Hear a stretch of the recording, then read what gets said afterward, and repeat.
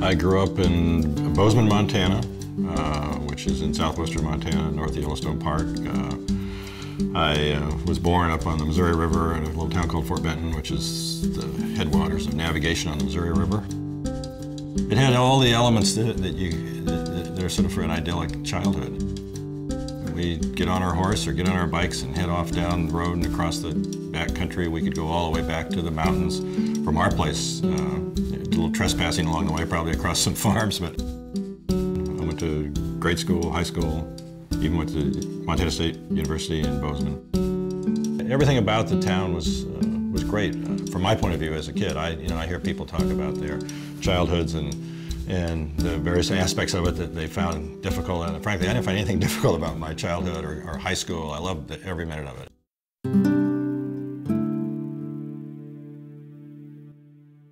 When I was born, my dad was actually overseas, and he didn't see me till I was about a year old.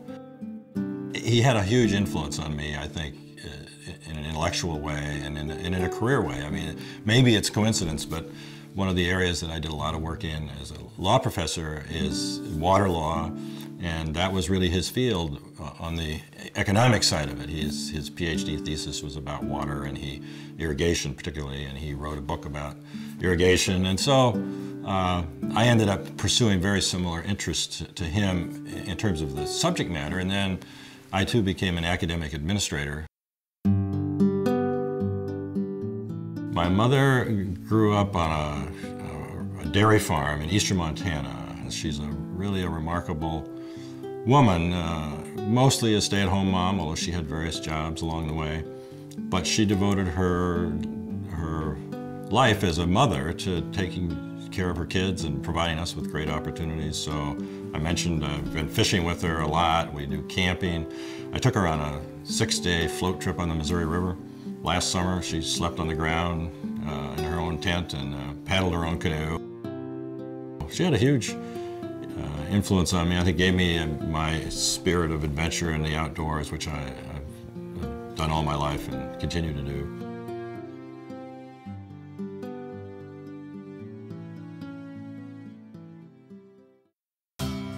There's no greater joy in life to me than kids. That was a nice pitch. So tryouts are when? Tomorrow? Yeah, tomorrow. Yeah. Do this next week. Pitchers and catchers have to be there way too early in the morning. Like when? 6 o'clock. So that means I got to be there at 6, right? Yeah. Yeah. Yeah. Just chop them into pieces up to it. I think you can accomplish all kinds of things professionally and climb a lot of high mountains or whatever, but I think the real satisfactions in life to me have been with my kids. This is made from tomatoes in the garden. Hey, Daddy.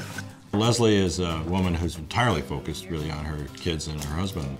She's provided a great support to me, but also helped to build a family that I think is really the best part of my life. She often says to me, you could probably live in a tree and be happy. I don't think she's right about that. I think I'm happier living in the home that she's built, but I certainly couldn't have done it myself.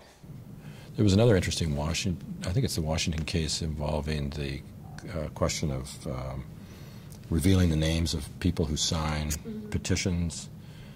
What do you think about that? I'm a law professor. I have been for 37 years. Teach constitutional law, torts, water law. I've taught many subjects over all those years.